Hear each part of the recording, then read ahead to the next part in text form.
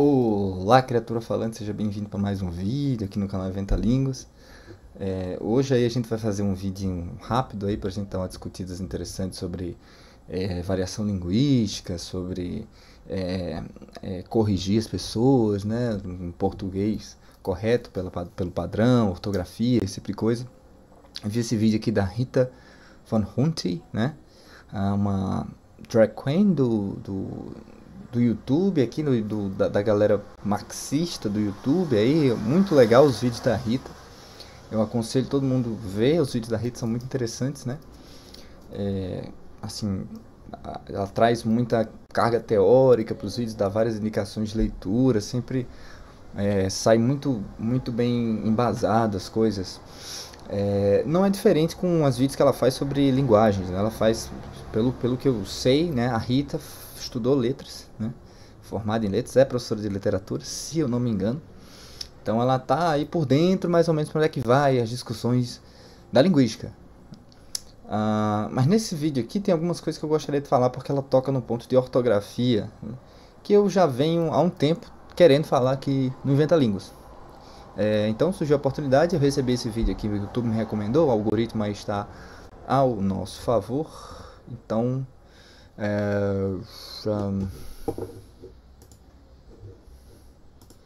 então a gente vai ver junto aqui hoje, fazer alguns comentários, né? Vamos ver. Bom, com esse nome sugestivo, Formas de Usar a Língua, eu já vou logo avisando vocês que não. É apenas um vídeo para nós, galera das humanas, repensarmos nossa postura com relação à forma com a qual a gente nos expressa e usa o discurso. É importante que todos nós saibamos que a língua é, se não, o maior dado cultural e construtor de subjetividade. Já dizia o Freud que a gente se constrói através do nosso discurso. Quando você, possuidor de seu grande ensino maravilhoso na escola da tia Sônia, corrige seu coleguinha falando, não, aqui você craseia no Facebook esse A. Ou então você vai no Twitter de alguém e fala, aqui é com 2 S, seu asno, otário. Quando você tem um comportamento... Eu acho que eu sei especificamente para quem ela está falando, né? Apesar de que eu concorde muito em parte com as críticas que ela faz a esse tipo de pessoa que vai corrigindo no Facebook, aqui é craseado, aqui não é craseado, aqui tem 2 S, se escreve com R, aqui tem C cedilha, não sei o que lá. Eu conheço pessoas que fazem isso, né? E eu acho que ela vai contextualizar melhor, mas eu acho que o grande ponto desse vídeo da Rita, e a crítica que eu concordo com ela, de que ela vai fazer, é que há situações, né, diferentes.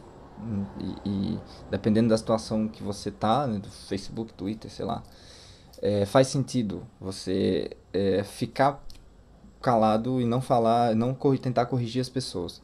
Mas o que me interessa mais nesse vídeo aqui é a discussão que ela vai trazer sobre ortografia, né? Comportamento coercitivo com relação à língua ou à linguagem de uma pessoa, você nada mais, nada menos está fazendo do que sendo padrãozinho. Sim, cagando regra. Sim, sendo opressor. Toda língua... Sim, em parte você pode dizer que quando você está sendo coercitivo, né, para quem não sabe o que é coercitivo, coerção, quando você força, né, algo, você está impondo alguma coisa, alguma regra, algum padrão, você está sendo coercitivo. Então a crítica nesse sentido é que você está realmente cagando regra e tudo mais. O ponto do vídeo da Rita é que ela vai dizer que essa abordagem, e ela traz muito isso da sociolinguística, do preconceito linguístico, nada mais é do que um elitismo desnecessário. Mas eu quero trazer outro ponto aqui para vocês, tá? Para discussão, de que há uma parte desse debate que não é apenas de elitismo, de padrão, enfim. A língua é construída de variação linguística. E variação linguística é um conceito pervasivo. Ele está em todo lugar. Ele é falar biscoito ou bolacha, ele é terminar as frases com ba, che ou oxente, e ele também é escrever praça com 2 S ou C cedilha. Não, Rita, pelo amor de Deus, isso é ortografia. Ortografia existe apenas uma, a língua é um conceito. Não, gente. Aqui é o ponto que ela tá errada. Quando ela fala que existem variações linguísticas dos tipos lexicais, né, de falar ou biscoito ou bolacha, do tipo de sotaque, né, diferentes pronúncias para as mesmas palavras, ou marcações assim no discurso, como bar, che, né, oxente, oxi, ela está correta, tá? E quando ela diz que há variações também na escrita, por falar praça com 2S e praça com cedilha, isso é um tipo de variação também, ela também está correta, são variações sim, tá? Mas não, o ponto que eu quero trazer para esse vídeo aqui não são da mesma natureza. Essas duas variações, né? A variação no campo da linguagem falada não é a mesma coisa da variação no campo da linguagem escrita. Quando a gente tem variantes aí na fala, né? Como é o caso, por exemplo, vossa mercê e você, né? Em um momento ficaram em disputa, vossa mercê e você. Algumas pessoas falavam você até que e outras pessoas falavam vossa mercê até que um ponto você foi tomando conta das outras variações aí, subjugando todo mundo, foi tomando de conta de tudo.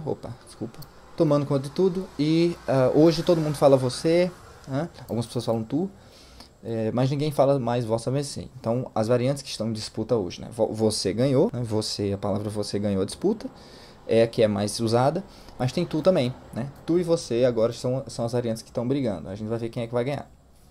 Hoje a gente tem o exemplo de a gente e nós também. A gente é muito mais usado do que nós. Nós mais usado aí em contextos mais formais e tudo mais. Então esse é um exemplo do que acontece na linguagem falada. Por que na linguagem escrita não é a mesma coisa? Você pode dizer sim que praça com 2S, praça com C cedilha são duas variações. Tá, você pode dizer isso. Você pode até dizer, né, na sociolinguística, que trabalha com esse tipo de coisa, né, com a variação, você tem lá as variáveis, né, dessas mudanças, que são, por exemplo, gênero, né? Dependendo do gênero você vai falar de um jeito, dependendo você vai falar de outro, escolaridade, sei lá. Você pode dizer até que é da mesma natureza, né, da linguagem falada e da linguagem escrita, por causa de tem as mesmas características e tudo mais, mas uma coisa muda tudo. Um detalhe que eu acho que ela omitiu, né? Não acho que ela não saiba, mas é porque ela omitiu para esse tipo de discussão. Não acho que ela omitiu porque ela tipo é mau caráter, nada desse tipo. Na verdade, muito pelo contrário. Eu acho que ela omitiu porque ela tem uma posição sobre isso, né? E é uma posição provavelmente diferente da minha. Mas é o seguinte, esse detalhe que ela não está mencionando é que a ortografia, ou seja, para quem não sabe, ortografia diz respeito ao padrão de escrita, como as coisas, como os documentos devem ser redigidos, né? As formas de acentuação, tudo mais, né? A própria morfologia, a grafia das palavras, né? O que tem 2S, o que não tem, se tem trema mais, se não tem, tudo isso é do domínio da ortografia. E a ortografia é necessariamente coercitiva, né? A língua em si falada, né, ela não é coercitiva, ela vai mudando, vai variando mesmo. E com o tempo a ortografia tem que acompanhar isso, senão não vai corresponder mais à realidade, né? A ortografia faz uma tentativa realmente de parar a língua no tempo, tentar estabelecer ali um padrão que vai permanecer por um pouco mais de tempo para as pessoas a comunicação das pessoas não ficarem tão caóticas, né? Então ela para a língua no tempo, tenta dar umas regras assim que são bem coercitivas mesmo, mas chega um momento que a própria variação da língua falada já está tão diferente daquilo que a língua escrita tenta representar. Lembre-se, a língua escrita, apesar de ser a língua escrita é também uma variação da língua falada, tá? É uma representação gráfica, né? Ortografia é uma representação gráfica da língua falada. E aí a língua escrita tem que acompanhar a fala, né? Precisa acompanhar a fala, senão não vai mais corresponder à realidade dos falantes. Uma das grandes revoluções causadas por Saussure, né, na sua proposição, lá no início do século XX, é que ele percebeu de que, na verdade, o pessoal que trabalhava lá na corrente que ele mesmo participou, né, na linguística histórica, o pessoal que trabalhava com textos escritos, Na época não tinha gravador, né? O pessoal tinha que trabalhar com textos escritos, quem estudava linguagem. Esse pessoal, na verdade, estava lidando com dados da língua que estavam representados na escrita, mas aquilo que correspondia de fato às variações vinham primeiro na fala. Primeiro as pessoas mudavam o jeito de falar, depois isso ia para a escrita, né? E a ortografia é uma tentativa de deixar a língua do jeito que ela é agora, para não causar tanto problema. Se você ficar falando de um jeito, falando de outro, aliás, escrevendo de um jeito, escrevendo de outro, vai bugar tudo. Então eles padronizam isso, né, para que a gente consiga, cada um consiga entender. Na internet mesmo vocês vejam, tem algumas coisas que eu não consigo entender, porque tem algumas variações que realmente eu não consigo acompanhar, né? Algumas coisas que são 3 letras, consoantes, eu não consigo saber o que é, eu tenho que perguntar, o que é isso aí, né? E às vezes é muito específico de um grupo, né? Seria uma variável aí de grupo, não sei, social, né? Então vejam só, a linguagem escrita tenta fazer isso, né? Tenta dar uma parada nisso. Então por isso que não é a mesma coisa, né? Por isso que eu acho que a crítica da Rita vai em uma direção um pouco equivocada, porque você dizer que a língua escrita também tem variações como a língua falada, é um erro, porque na língua escrita você tem um jeito certo de fazer as coisas, né? A gente pode não gostar, a gente pode achar feio, a gente pode achar ruim, pode achar bobo, o que quiser, mas é isso, né? Aceita que dói menos, cara. Se você for fazer uma prova para não sei aonde, você vai ter que escrever do jeito que a ortografia pede para você escrever, senão você vai errar, tá errado, entendeu? Tá errado. E ponto. Eu não estou dizendo que eu concordo com isso nem nada, né? É uma tentativa deles, da ortografia, de tentar fazer a língua escrita ficar menos caótica possível, né? E depois, assim como as variações vão acontecendo, né? A gente não consegue... Por exemplo, eu acho que o agente vai substituir inevitavelmente o nós. O nós vai desaparecer daqui a 100 anos, eu acho que ninguém vai mais usar o nós. Nós vamos. Todo mundo vai usar agente. Isso é um palpite que eu tenho. A escrita vai ter que acompanhar isso, né? Então, apesar de ser coercitivo, por causa dessa proposta de manter a língua parada, apesar disso, você tem também a coerção da própria língua natural, da própria língua falada natural, sobre a ortografia. Se a ortografia não acompanhar o movimento da língua, ninguém vai entender mais o que é lido, porque vão ser coisas que já não são mais usadas, como acontece, né, às vezes também. A variante culta, às vezes o pessoal usa umas palavras, destarte, esse tipo de coisa, e ninguém sabe o que significa mais, né? Fica até estranho o texto, né? Então a língua escrita precisa acompanhar isso também, tá? Eu quero falar mais algumas coisinhas, mas vamos ver, senão é muito longo. A língua nada mais é, a ortografia de uma língua, do que um conceito de regras imposto em alguém, normalmente por uma instituição, a escola. Sim. A gente não pode esquecer... Sim, é isso, aceita. Que dói menos. Você não pode escrever do jeito que você quiser, né? Em situações em que aquilo que você está escrevendo vai ser julgado, né? Ou avaliado, digamos assim. Mas ela vai falar outra coisa que é importante também, que eu vou concordar com ela absolutamente. Que língua é um marcador de dominação cultural. E ela é mais ou menos imposta a todo mundo. Por que a gente fala português no Brasil? E o português do Brasil é o português de Portugal? Não. Mas não deveria chamar português e brasileiro? Sim, eu acho que sim. Só uma brincadeira aí, né? Mas está tão diferente já, né? O português do Brasil tem tão mais variações do que o português de Portugal, que a gente não consegue nem mais entender muito bem o que eles falam direito, né? Só se você passar um tempinho ali, uns 2 dias, 3 dias, aí vai se acostumando, depois de uma semana você está entendendo tudo. Mas eu, por exemplo, às vezes eu consigo entender mais o que um espanhol fala do que um português, de verdade, né? É importante saber que linguagem é poder, porque todos nós temos preconceitos linguísticos imbuídos. Sim. Tem gente que não gosta do meu R de rato, e tem gente que não gosta do R de porta. E tem gente que acha horrível quando alguém fala com um sotaque assim. Eu acho lindo. Gente, mas tudo isso é variação linguística. E a gente não pode esquecer que o conceito de variação chama variação por quê? Por que essa é variação e por que essa é padrão? A gente toma uma norma regional como a de poder. E talvez é porque ela está na grande mídia de comunicação, é porque o telejornal das 8 é gravado nesse registro, e a gente tende a associar essa norma como uma norma de prestígio, uma norma culta. Tá, eu acho que aqui tem uma coisa importante pra gente falar, tá? Não discordo dela nessa parte da língua, do tipo de língua de prestígio estar na mídia, e por isso a gente acaba associando aquele registro como se fosse o registro de prestígio, por exemplo, o sotaque paulista, o sotaque do Rio de Janeiro, sei lá, uma coisa assim, tá? Mas uma coisa é, por exemplo, a mídia de massa ser composta por jornalistas de São Paulo, e por isso, né, que são o poder, né, centralizado ali na região sudeste, por exemplo. E outra coisa é a norma culta, tá? Uma coisa não necessariamente tem a ver com a outra, pode ser que tenha, mas não tem necessariamente. A norma culta não é a norma padrão, são duas coisas diferentes.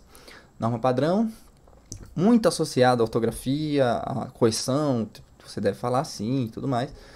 A norma culta tem esse nome culto porque está muito associado a situações de gente culta, esse tipo de coisa, formalidade, mas não está ligado necessariamente a isso. A norma culta ela é pensada de um jeito, na verdade, muito democrático, e a gente deveria se apropriar desse conceito, porque a norma culta tem a ver com a possibilidade de entendimento de todo mundo.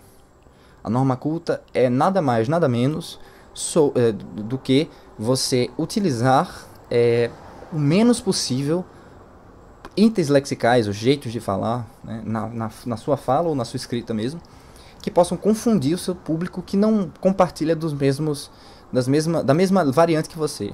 Então, usar gírias não é feio, né? Usar gírias não é porque é errado, é porque as pessoas podem não te entender. Se você está numa situação, por exemplo, de jornalismo, apresentar palestra, dar aula, escrever para um texto jornalístico, fazer coisas que vão atingir uma grande parte da população que não fazem parte do seu ciclo social, do seu estado, da sua cidade, se você usar coisas que têm ligação estritamente com a sua língua, com a sua variante de língua, é muito provável que ninguém vai entender. Às vezes eu vejo vídeo do pessoal do Rio de Janeiro falando, não entendo nada que eles estão falando, assim, coisas muito específicas assim do Rio de Janeiro, né? Tem uns parentes de lá, às vezes eles falam comigo, eu não entendo assim, o que significa isso, são gírias muito específicas. Então norma culta nada mais, nada menos do que uma tentativa de fazer com que todo mundo que está te ouvindo te entenda. Outra coisa é os jornalistas da grande massa serem informados pelas pessoas do Sudeste. E isso a gente não tem culpa, não é? Isso é outra coisa. E isso realmente eu concordo com a Rita, tem a ver com dominação sim, e a gente acaba associando aquele tipo de registro que não é um registro da norma culta. O registro da norma culta é: jornalistas, vocês precisam falar de um jeito que as pessoas entendam vocês. Isso tem a ver com não usar palavras difíceis, destarte, esse tipo de coisa. Isso não é norma culta. Se alguém não está entendendo, não é norma culta, tá? E isso tem a ver com tentar neutralizar, não neutralizar no sentido ideológico, político, nada disso. Mas tirar possibilidades de mal entendimento em termos de gírias, esse tipo de coisa, tá? E outra coisa, isso é uma coisa que é mais democrática. Isso é outra coisa, a outra coisa um registro falado, o sotaque, ou sei lá, pronúncias serem prestigiadas. Isso é outra coisa, tá? E tende a desvalorizar as outras. Se você é LGBT e faz ortografia shaming, saiba que tem alguma coisa muito errada nessa conta. Nós temos de ser os primeiros a ajudar com que toda variação seja inclusa, inclusiva e bem-vinda. Em vias gerais, língua é igual roupa. Ninguém usa terno para ir à praia. Essa é a parte mais importante, quando ela deixa no final, né? É a parte mais importante que eu ia falar, né? Provavelmente tudo que eu falei até agora vocês já estão me odiando, talvez. Mas essa é a parte central dessa discussão. A questão de que no Facebook você não fala como você fala num programa de TV. São coisas diferentes, né?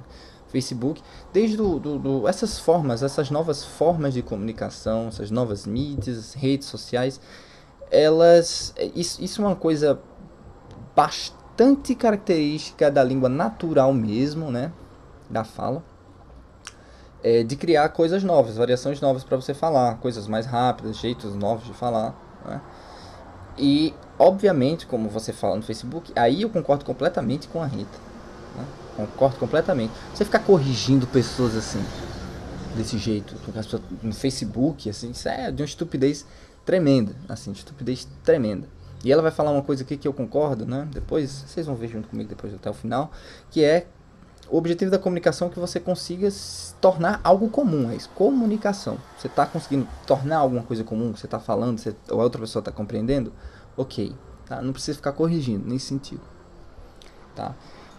Porém, tem dois pontos aí, dois pontos importantíssimos. Primeiro, essas variações que acontecem na língua escrita em situações, por exemplo, de redes sociais, não mudam a língua. Isso não vai mudar a língua, tá? Porque a língua ela muda na fala, depois ela vai para a escrita. Essas formas de se comunicar por escrita de maneiras diferentes, usando VC, por exemplo, isso não vai fazer a gente falar VC. Porque isso é uma forma de representação. A gente está tentando representar uma palavra que já existe de uma maneira mais fácil. É isso que está ocorrendo, né?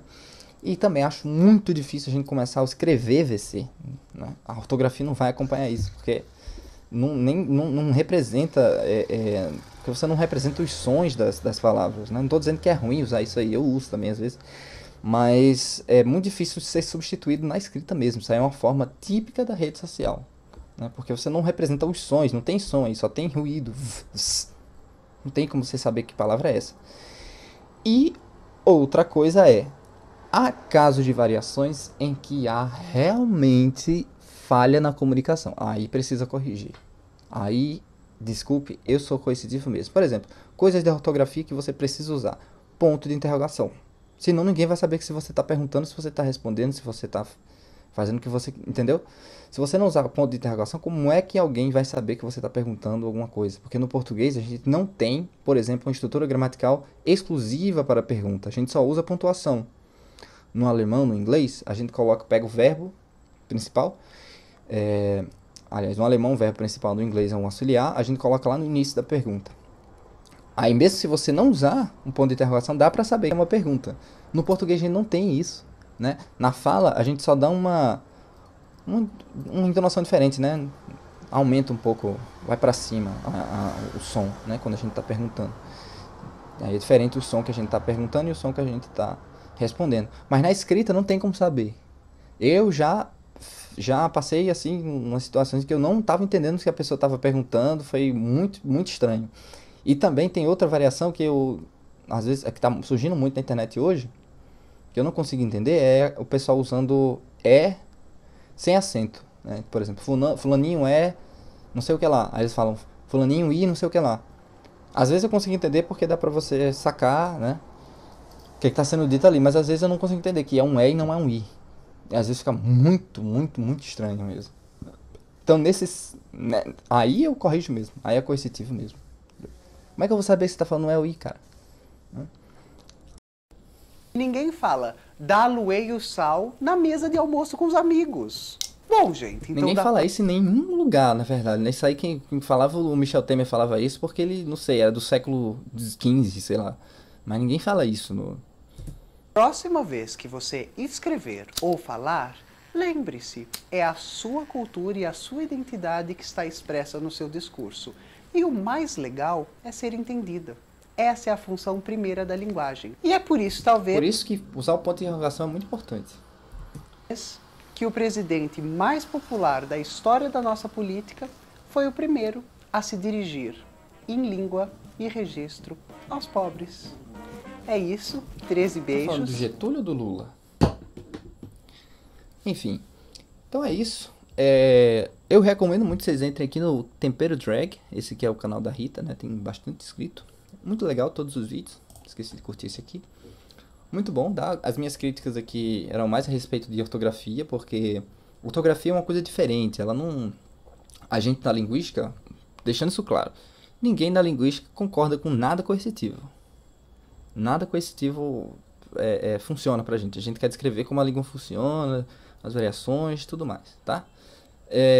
Mas a ortografia é uma coisa social mesmo, é uma construção social, para tentar fazer com que a nossa comunicação seja atingida da melhor forma possível. Pode ser que falha muitas vezes, talvez mais falhe do que acerte, mas é o que a gente tem para tentar fazer com que o modo de representar a nossa língua falada, que já é muito anárquica, né? A língua falada, a gente às vezes começa a falar uma coisa, se perde, volta pro, né? Então é uma tentativa de transformar isso aí num caos menor, né? Para quando a gente for escrever, tem que ser um pouco mais objetivo, atinja as pessoas de maneira igual e tudo mais. Então é o que a gente tem, tá? Não é um padrão assim elitista per si, ele pode vir a ser, né? Nesse sentido eu concordo com as críticas da Rita. Então é isso, vidinho rápido aí pra vocês, né? Vou tentar fazer mais vídeos assim, tópicos de outros vídeos, reagindo a coisas de linguísticas e tal. Se vocês souberem de alguma coisa legal, né, como me mandaram no ano retrasado, aquela coisa do Caio Coppola, pra eu reagir, vocês me mandem aí também que vai ser legal, tá bom? É isso, valeu, se inscrevam, e não esquecendo a parte importante, o canal é Inventa Línguas, vídeos quase toda semana, curtida e recomendem aí pra todo mundo. Falou!